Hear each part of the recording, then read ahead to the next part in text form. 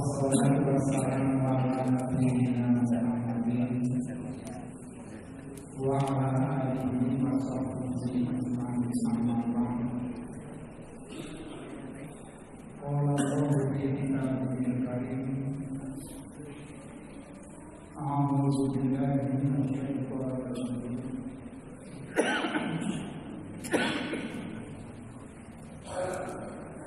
Ud'u ila sabili rabbika bil hikmah wal mau'izatil hasanah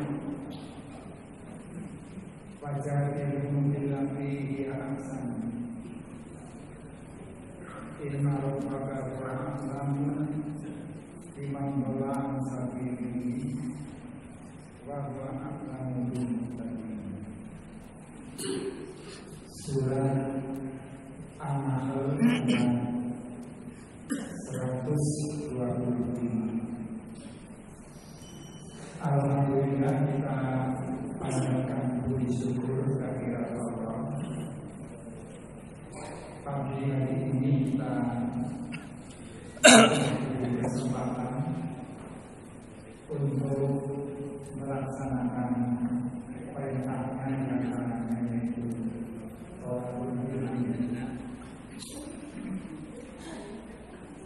Hari ini sepertinya itu hari Muhammadiyah. Nanti sejak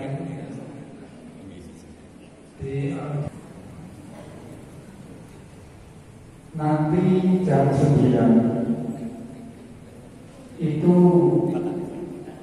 akan ada pelantikan Muhammadiyah dan Aisyah cabang se-daerah Banyumas. Jadi tahun ini atau periode ini rupanya pelantikannya itu dijadikan satu, sehingga ya ningkat biasanya dari daerah ke cabang-cabang Muhammadiyah, Aisyah. Nah, hari ini dikumpulkan jadi satu, sehingga pengukuhan yang nanti akan sekaligus.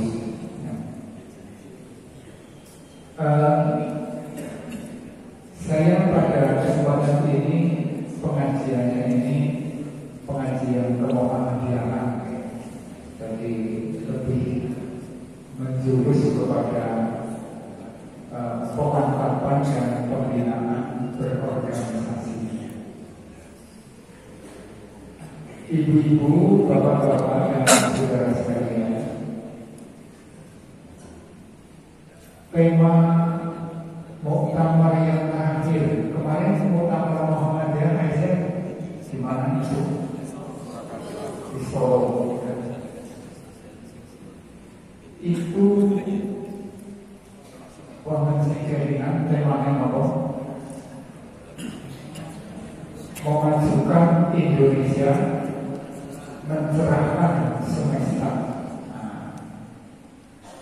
Kalau Aisyah itu temanya perempuan berkemajuan, mencerahkan peradaban bangsa. Ini memberikan gambaran kepada kita warga Muhammadiyah bahwa sekarang Muhammadiyah itu gerakannya itu tidak terbatas lokal Indonesia, tapi sudah melintas dunia. Ini sudah dicanangkan sejak muktamar ke-46 di Yogyakarta. 46 di Jogja, 47 di Makassar, 48 di Surakarta. Nah, ini sejak muktamar yang ke-46 2010. Nah, ini Muhammadiyah sudah memprogramkan gerakannya itu tidak hanya di Indonesia tapi juga di luar negeri. Oleh karena itu kemarin dimantapkan dalam muktamar yang ke-48 tema temanya memajukan Indonesia, mencerahkan semesta. Ibu-ibu, bapak-bapak, saya ingin bersama-sama mari kita mempelajari apa yang dimaksud dengan memajukan Indonesia, mencerahkan semesta.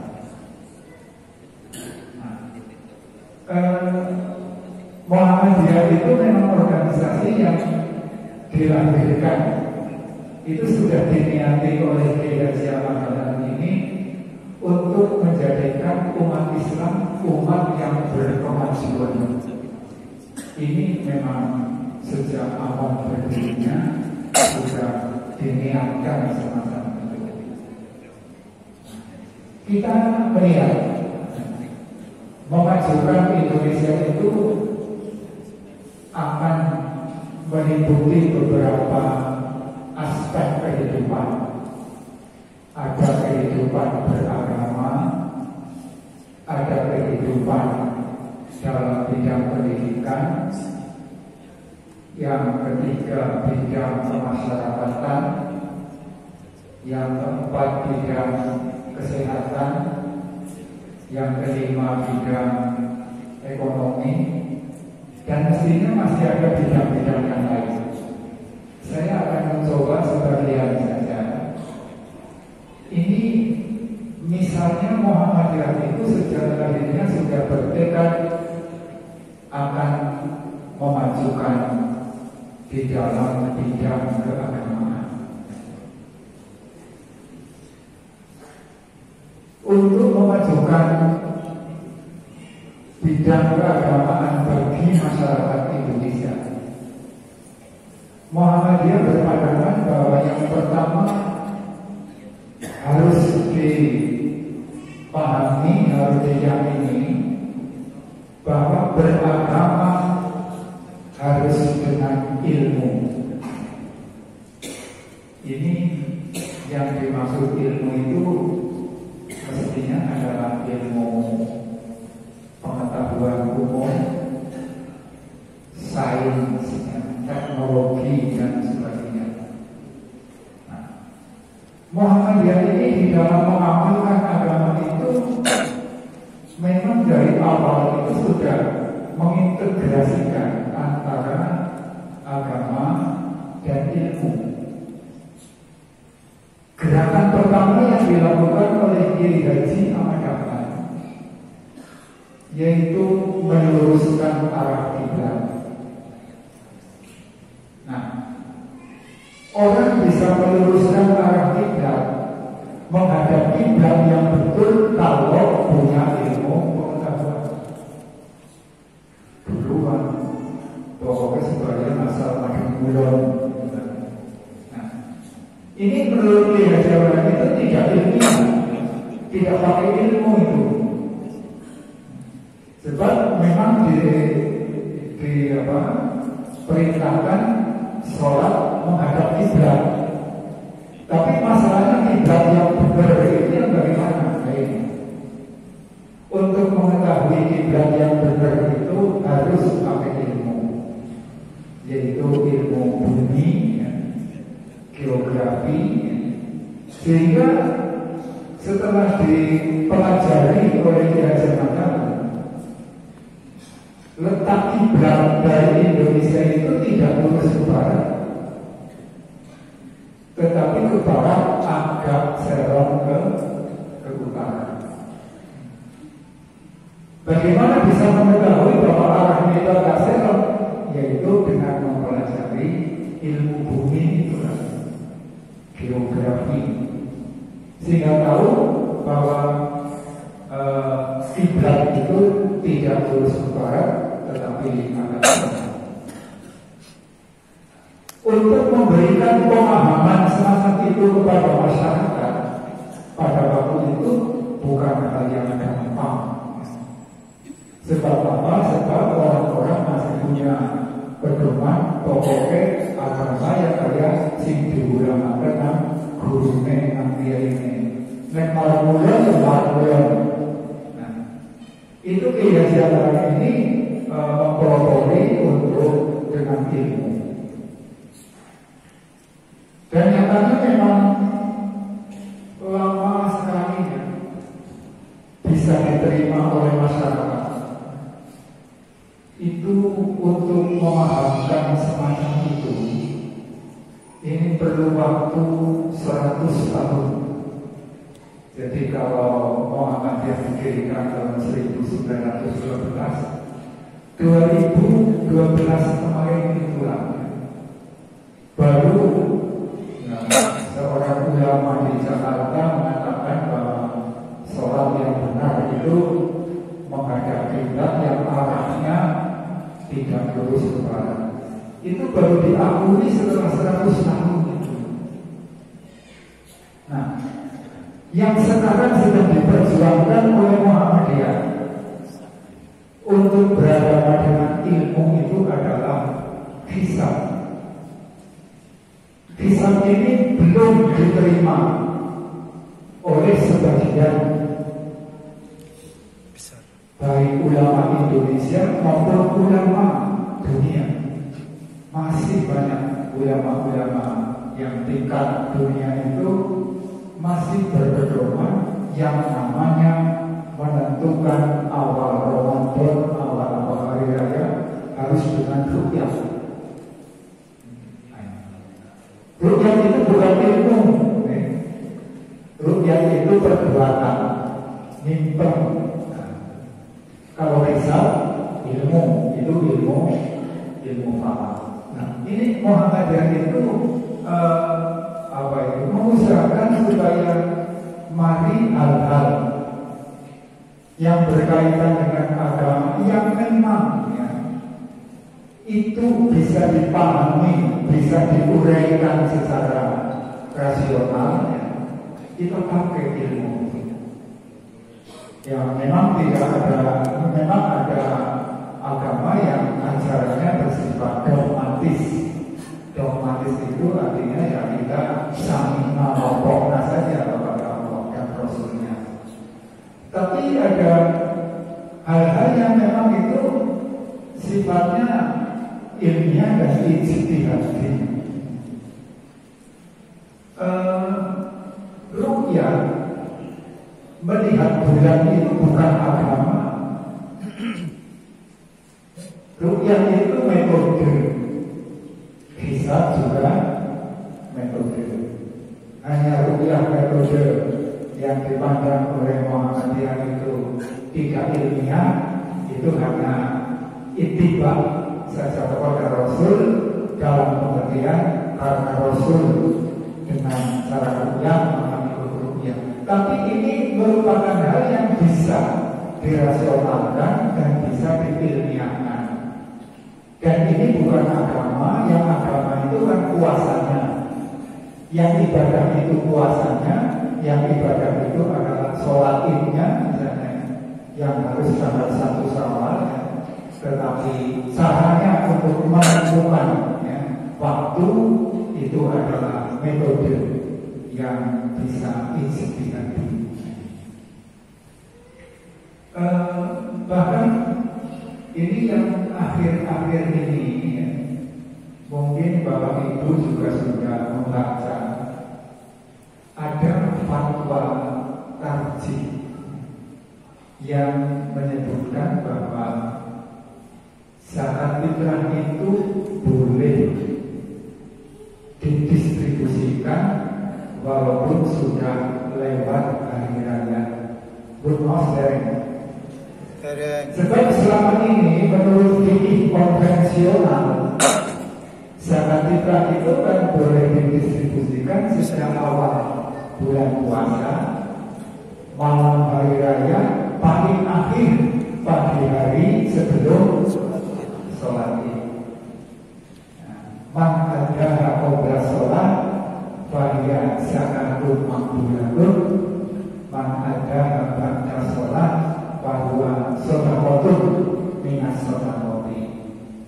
Siapa yang memberikan, mengeluarkan zakat fitrah sebelum sholat Id itu adalah zakatun maqbulatun, zakat yang Tetapi barang siapa yang menyerahkannya, mengeluarkannya ba'da sholat, bahwa sodakotun minas sodakoti, menjadi sodakot binasa.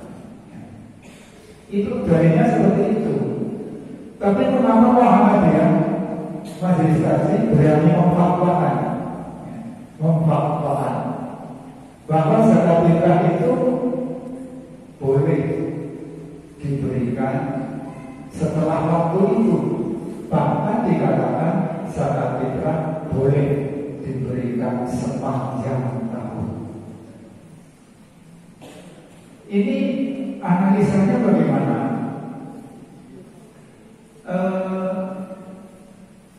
Sekarang ini di dalam masyarakat sudah mulai terjadi ada panitia yang kesulitan membagikan zakat. Sebab apa? Sebab yang zakat fitrah itu orangnya banyak sekali, yang menerima itu sedikit, sehingga harus dibagikan ke tempat lain yang itu memerlukan waktu, tenaga. Panitia tidak bisa bekerja dalam waktu yang singkat. Coba ibu-ibu, bapak-bapak lihat di perumnas-perumnasnya. Saya dekat perumnas Berkoh itu ya. Itu saya lihat orang yang mengeluarkan zakat bisa 3/4-nya orang yang istilahnya kalau 100% itu 75% mengeluarkan zakat, yang 25% yang menerima zakat. Itu kan harus diberikan kepada. Nah, kalau sudah seperti itu di mana-mana banyak tempat, ya, inilah yang perlu ada fatwa baru. Dan konon sekarang itu di negara kaya seperti Qatar, Kuwait, ya, Abu Dhabi, itu orang kesulitan untuk mengeluarkan zakat infak sedekah. Karena apa? Karena masyarakatnya sudah makmur. Siapa yang diberi? Padahal orang kaya-kaya harus mengeluarkan yang namanya zakat, infak dan sedekah juga infak.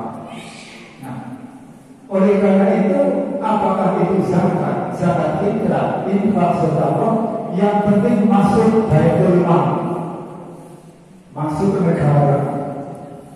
Nanti negara ini yang akan mendistribusikan untuk kesejahteraan, terutama kaum duafa, ya, duafanya orang di sana beda dengan di sini.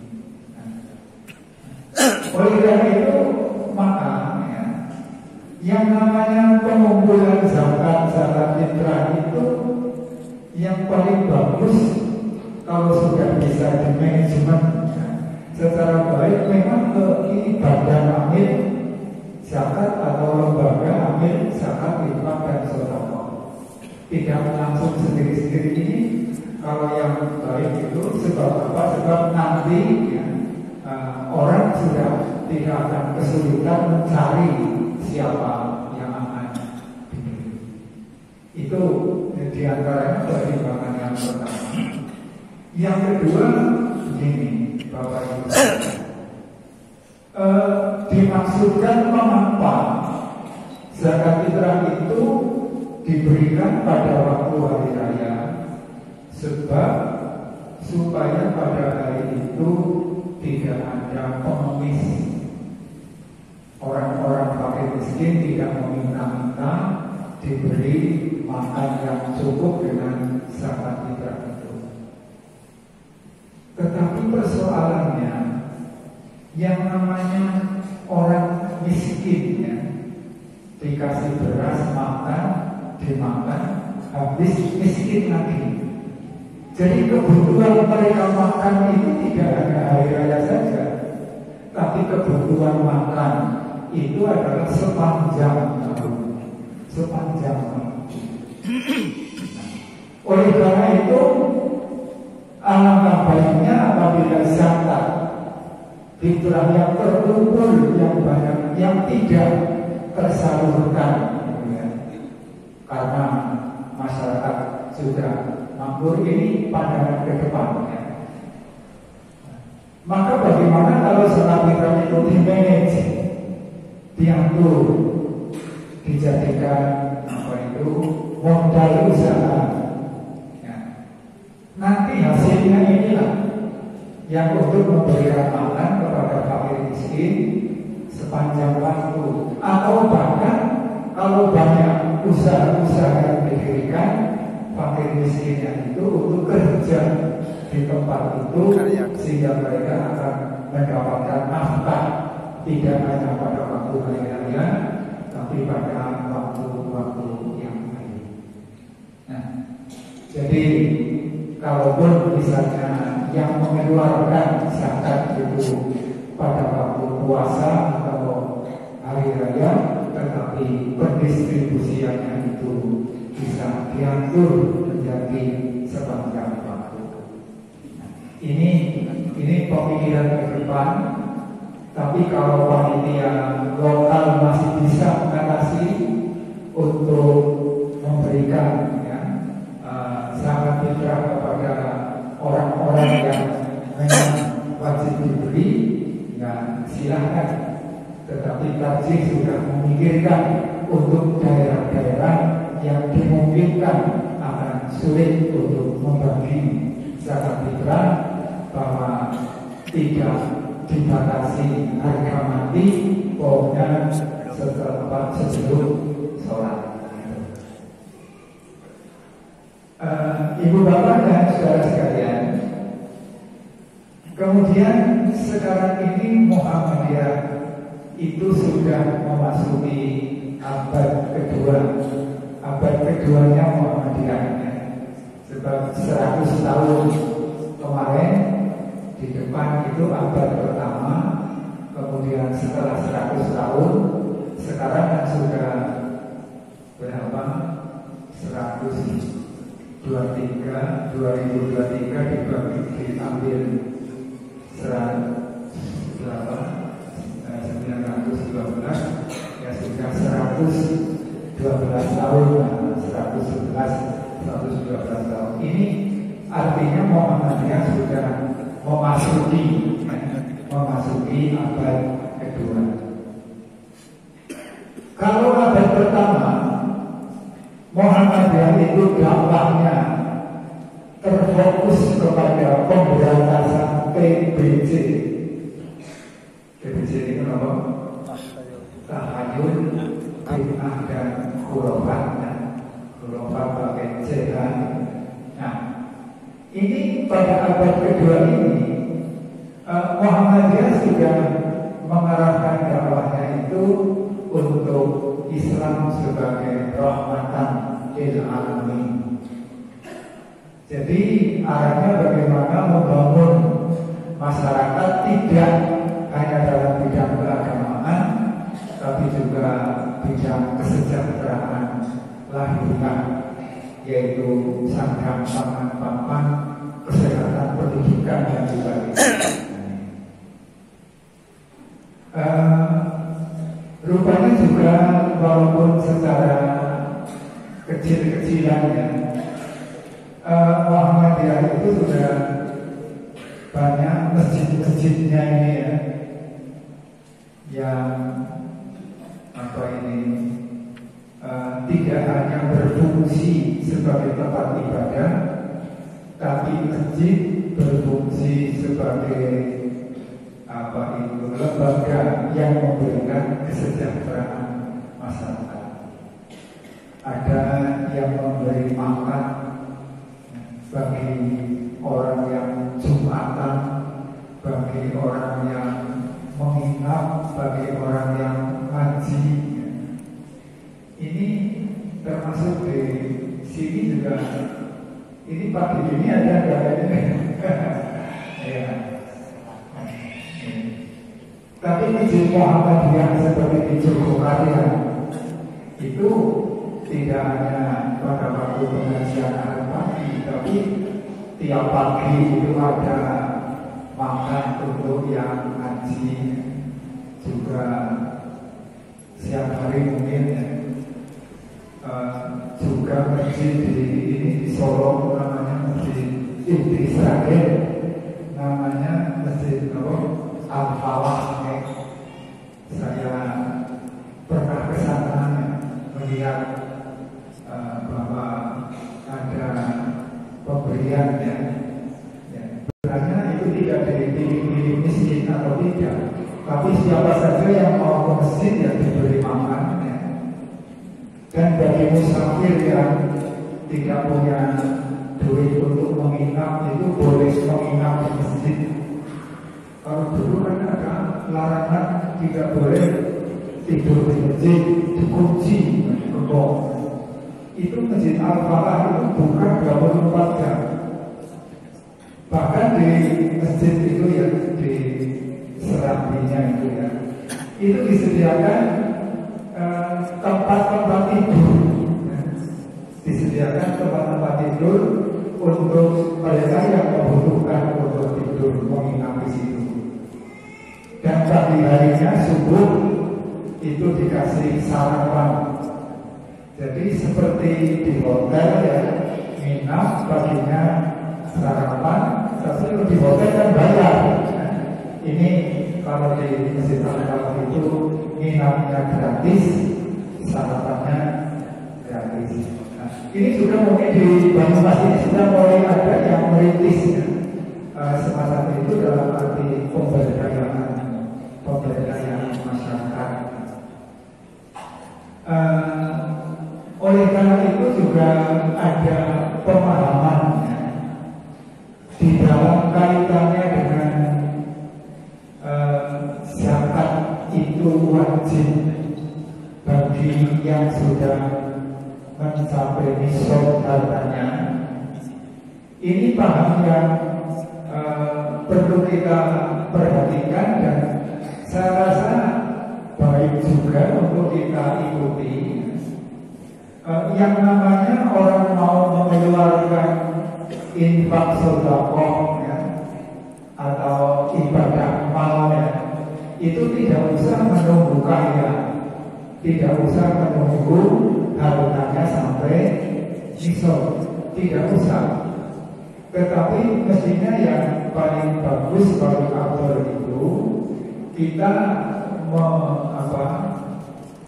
meyakinkan kepada diri kita sendiri-sendiri ya, bahwa ayat yang berbunyi alladzina yunfiquna fis-syarra'i wal dharra ya, yang orang yang takwa itu adalah orang yang menginfakkan, mengeluarkan hartanya dalam keadaan syarra lapang dan dharra sempit. Jadi artinya kita tidak usah tunggu sampai nisab, belum sampai nisab pun mari kita meyakinkan kepada diri kita sendiri untuk mengeluarkan sebagian harta kita ya, antara kita mungkin sama dengan zakat lah, minimal ya 2,5%. Lebih banyak lebih baik, sebab yang namanya ibadah matia, ibadah harta itu tidak seperti ibadah mahdoh, seperti sholat, puasa. Kalau sholat itu kan harus pas, persis seperti yang dicontohkan oleh Nabi. Tetapi kalau ibadah matia lebih banyak, itu lebih bagus. Jadi walaupun batasan zakat fitrah misalnya 3 kilogram untuk satu orang, kita mengeluarkan 1 kintal untuk satu orang, itu lebih bagus ya. Mungkin dari segi hukumnya yang 3 kilo itu wajib, yang lainnya itu adalah sunnah, tapi itu kan bagus. Bapak-bapak, ibu-ibu sekalian, kemudian yang kedua, bidang pendidikan. Bidang pendidikan Muhammadiyah inilah yang merintis. integrasi antara pendidikan agama dan umum. Sebab dulunya pendidikan di Indonesia itu ada dua. Yang satu yang diselenggarakan oleh pemerintah yang namanya sekolah, ada IS, ada Milo, ada AMS, zaman Belanda begitu.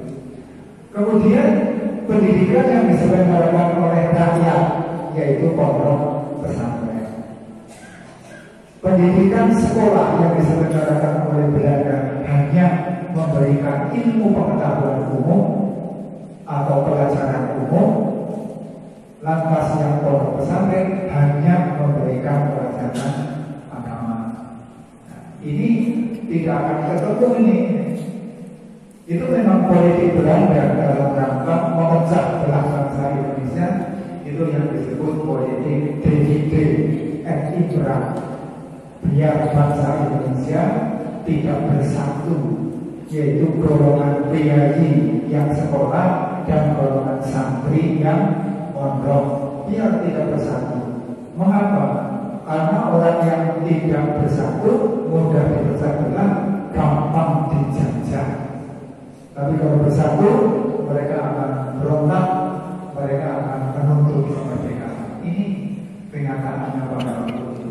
Oleh karena itu, Kiai Haji Ahmad Dahlan itu melihat hal yang semacam ini prihatin. Ini bangsa Indonesia kalau begini keadaannya, kapan akan merdeka? Oleh karena itu, beliau merintis yang namanya agama dan pengetahuan umum itu tidak boleh dipisahkan. Dulu zaman Nabi, zaman sahabat, zaman kejayaan Islam, yang namanya ulama yang intelektual. Jadi orang itu memahami dua-duanya, memahami agama, memahami ilmu pengetahuan umum.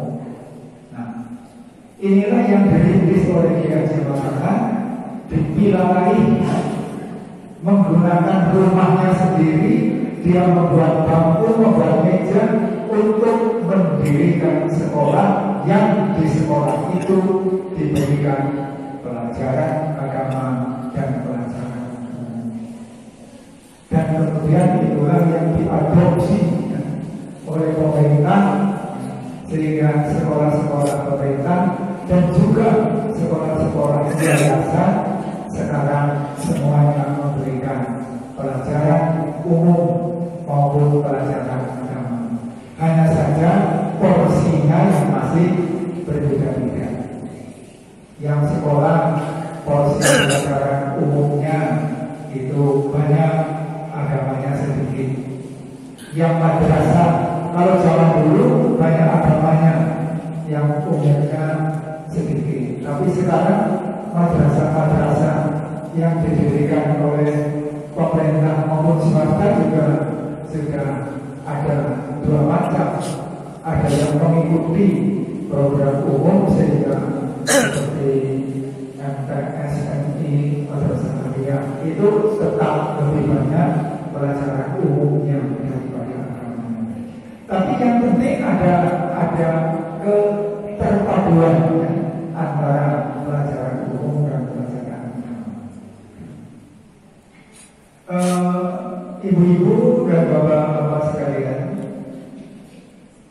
sekarang ini Muhammadiyah kecuali sekolah umumnya kan sudah dapat dikatakan maju, tetapi Muhammadiyah juga berpikir bahwa pendidikan agama perlu ditingkatkan. Oleh karena itu sekarang ada sekolah-sekolah Muhammadiyah yang modelnya itu dalam bentuk boarding school, sekolah berasrama. Untuk di kelas siangnya itu pelajaran umum, tetapi sore malam harinya di asrama itu diberikan pelajaran agama yang cukup banyak. Dan ini rasanya memang lebih bagus pendidikan yang semacam ini. Kecuali itu juga kecuali boarding school juga ada yang didirikan khusus menjadi pondok pesantren. Kalau di Banyumas itu di Jamjam, ya. Itu di Garut itu ada Darul Arqam, ya. Darul Arqam di Garut itu konon dulu sekolahnya Ustaz siapa? Adi Hidayat. Nah, yang sekarang beliau itu jadi pengurus tabligh tingkat pusat Muhammadiyah. Kemudian Muhammadiyah ini juga menghadapi satu hal yang perlu ada kiat-kiat yang persis, yang kiat-kiat yang pas. Seperti bahwa sekolah Muhammadiyah di Indonesia bagian timur itu muridnya yang mayoritas adalah non-Islam, terutama Nasrani. Seperti di Flores di Papua, ya, itu murid Nasrani atau non-Islam itu sekitar 70 sampai 80%. Murid Islamnya paling 20%. Nah, ini bagaimana misi Muhammadiyah diterapkan pada kondisi yang seperti itu. Nah, ini yang rupanya perlu lihat tersendiri, ya. Memang Muhammadiyah tidak mentargetkan kepada anak-anak itu nanti jadi muslim semua, tidak. Tetapi paling tidak mereka itu simpati, ya. Dan mereka itu memandang agama Islam itu merupakan agama yang baik. Ini target awalnya itu seperti itu. Oleh karena itu seperti yang diselenggarakan di Flores, ya, di Kupang, ya, di Papua, di Sorong dan juga tempat-tempat lainnya, di mana mahasiswa dan siswanya itu kebanyakan non-Muslim, ya. Ini mereka itu masuk dengan beragama non-Islam, keluarnya tetap mereka itu beragama non-Islam, tapi mereka mengaku saya ini Muhammadiyah. Jadi menurut pimpinan sekretaris umum pimpinan pusat Muhammadiyah itu apa itu namanya Kristen Muhammadiyah dalam kenyataan memang seperti itu, sehingga seperti Wali Kota Jayapura, Bupati Sorong, ya, mereka itu suka sekali membantu kepada Muhammadiyah karena mereka itu simpati, ya, kepada apa yang dilakukan oleh Muhammadiyah. Sebab mereka itu merasa terbantu, ya, sebagai pemimpin daerah itu merasa terbantu. Di Sorong, ya, itu di desa yang namanya Warmon Komoda Sorong, ya, itu ada satu desa yang menjadi kampung Muhammadiyah. Satu desa kampung Muhammadiyah. Padahal di Yogyakarta pusatnya Muhammadiyah nggak ada kampung Muhammadiyah, ya. Di Jawa Tengah, tapi di Sorong itu ada kampung Muhammadiyah. Nah, itu di Batarsari dulu didakwahi, ya, oleh mahasiswa perguruan tinggi Muhammadiyah Sorong, ya. Dakwahnya bukan memberikan pengajian, awalnya ya membantu makan, membantu cara bercocok tanam, membantu cara mengolah makanan. Jadi pekerjaan-pekerjaan yang dibutuhkan oleh mereka. tapi sambil dikasih pendidikan umum, dikasih pendidikan agama, sehingga lama-lama mereka itu condong kepada agama Islam. Dan sekarang itu di kampung itu malah Muhammadiyah sudah menyumbangkan, memaafkan ya, ada 55 rumah dan tanah beserta sertifikatnya sudah. Nah, ini mungkin nanti akan bisa tambah lagi. Ini yang menarik kegiatan mereka itu. Jadi itu diantaranya di dalam bidang pendidikan.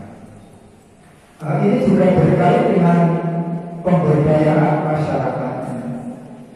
Kalau zaman Kiai Haji Ahmad dulu itu menyantuni fakir miskin ya, dengan pengajian yang menyuruh kepada santrinya ya, untuk tiap-tiap santri membawa kere ya, kere itu gelandangan ya, ke rumah masing-masing untuk supaya mandi, dikasih pakaian, dikasih makan ya.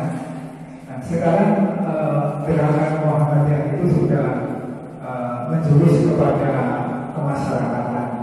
Itu tadi daerah terpencil, daerah apa ini terisolir ya, termasuk daerah kumuh ya, yang di dekat kita kan ada itu ya, di Kampung Sri Rahayu, namanya bagus itu, Kampung Sri Rahayu.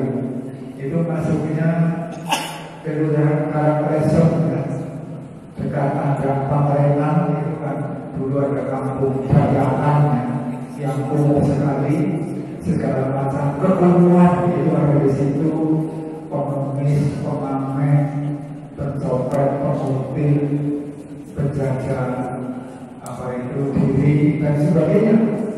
Di situ banyak sekali kekumuhan yang itu dipelopori oleh siapa namanya Pak Bayu Kurniawan yang rupanya bekerja sama dengan UNP.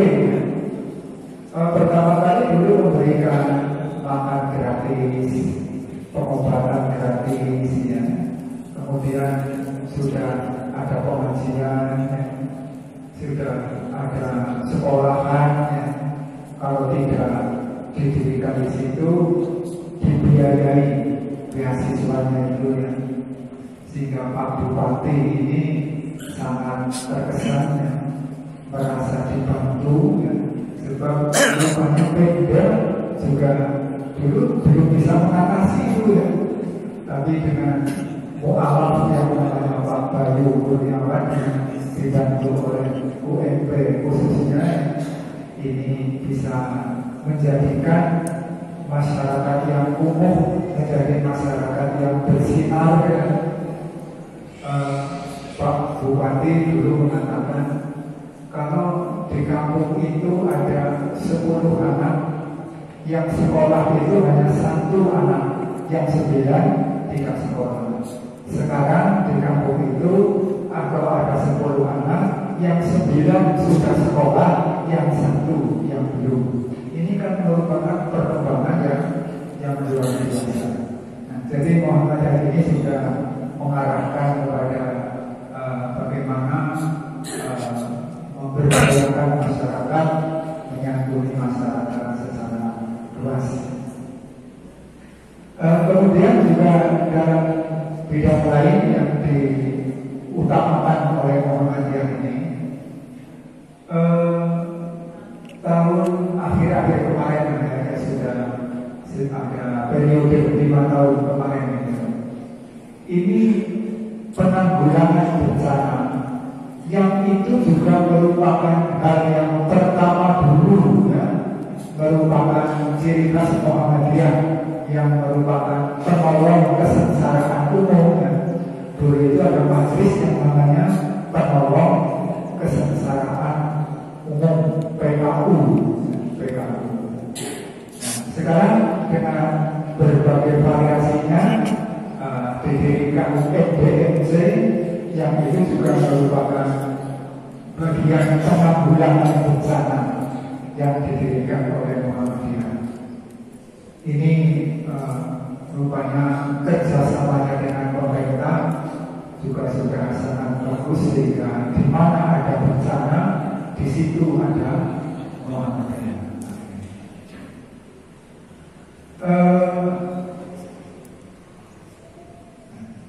Ada satu hal yang sangat menarik bahwa MDNC ini juga sudah mendunia. Nanti saya terangkan nanti. Kembali kepada dalam negeri, bidang kesehatan Muhammadiyah memajukan. Bagaimana supaya masyarakat dalam bidang kesehatan ini juga lebih terpenuhi kebutuhannya. Muhammadiyah dengan segala upayanya ini sekarang ini sudah mendirikan sebanyak 355 rumah sakit. Kalau klinik belum terhitung berapa, tapi ini yang rumah sakit. Dan bahkan di Indonesia Timur itu ada yang namanya klinik terapung untuk daerah Maluku, karena antar pulau tidak terjangkau pembinaan kesehatannya, maka Muhammadiyah membantu pemerintah dengan kapal kecil yang dilengkapi tenaga kesehatan, dokter, dan obat-obatnya keliling ke pulau-pulau kecil itu untuk memberikan pengobatan gratis yang dulu dipelopori oleh pimpinan pemuda Muhammadiyah dari daerah Maluku yang namanya Said Tuhulele.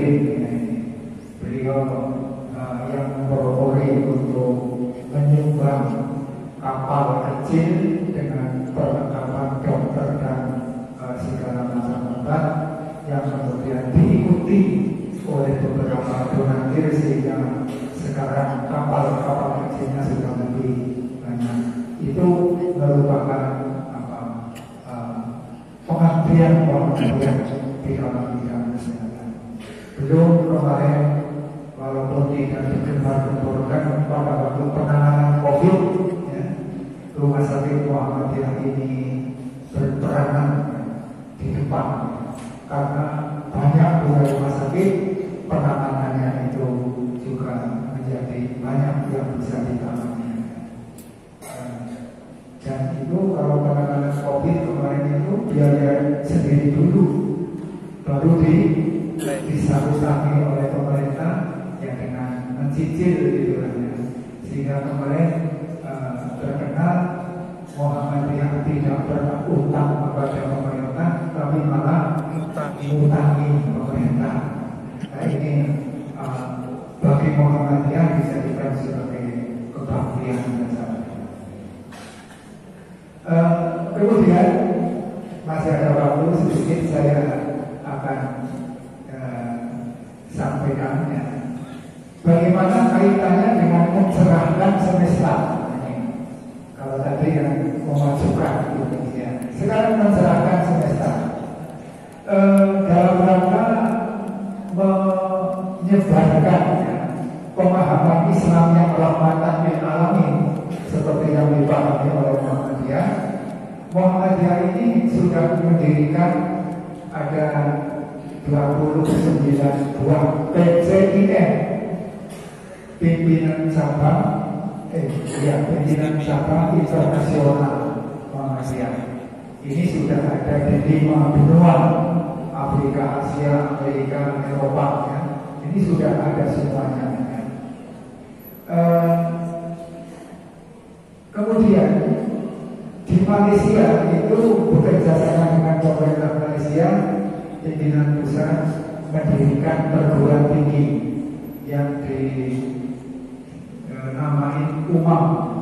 UMAM itu Universitas Muhammadiyah Malaysia. Hanya di sana itu yang didirikan itu programnya baru program S3.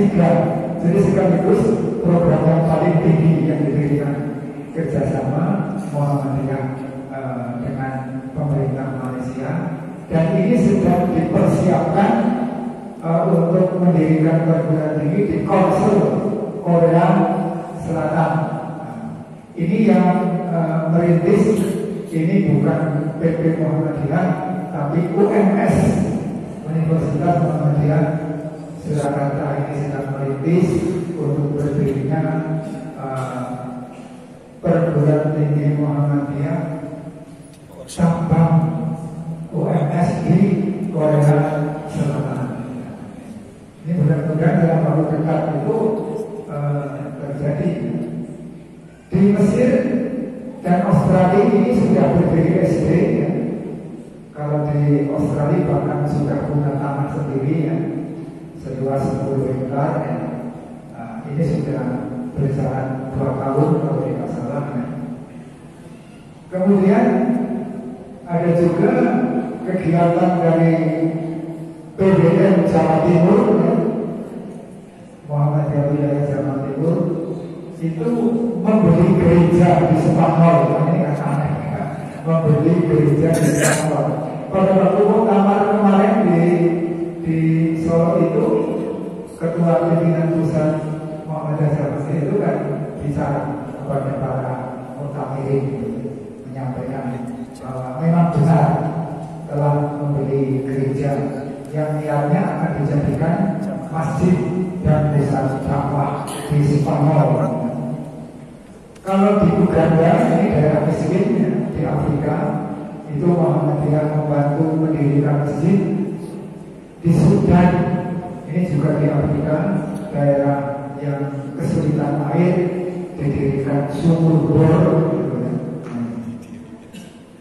Sejak tahun 2011 Muhammadiyah ini sudah menjadi anggota lembaga ekonomi di tingkat PBB. Jadi sudah masuk di sana. Kemudian sejak tahun 2013 MDMC penanggulangan bencana Muhammadiyah juga sudah bergabung dengan penanggulangan bencana tingkat internasional, sehingga sering ada pengiriman tenaga-tenaga dari Indonesia ya, apa tenaga medis, apa tenaga kesehatan lainnya. Seperti juga di Palestina ya, pernah mengirimnya. Dan ada hal yang perlu kita syukuri bahwa wakil ketua MDMC PP Muhammadiyah itu ibu-ibu yang namanya Ibu Rahmawati Hussein. Ini menjadi anggota Lembaga Bantuan Kemanusiaan PBB. Sudah resmi sejak tahun 2018. Jadi dengan demikian bahwa kaum Muhammadiyah ya, dalam berbagai bidang, terutama bidang yang bersifat sosial pendidikan, itu sudah melintas ke luar negeri ya, dan mudah-mudahan hal itu akan menjadikan pencerahan untuk semesta.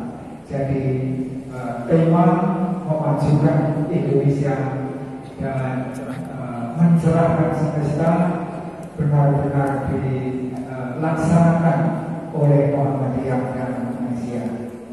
Saya kira itu yang bisa saya sampaikan. Ini pengajian Muhammadiyah yang tidak membahas materi agama secara khusus. Oke.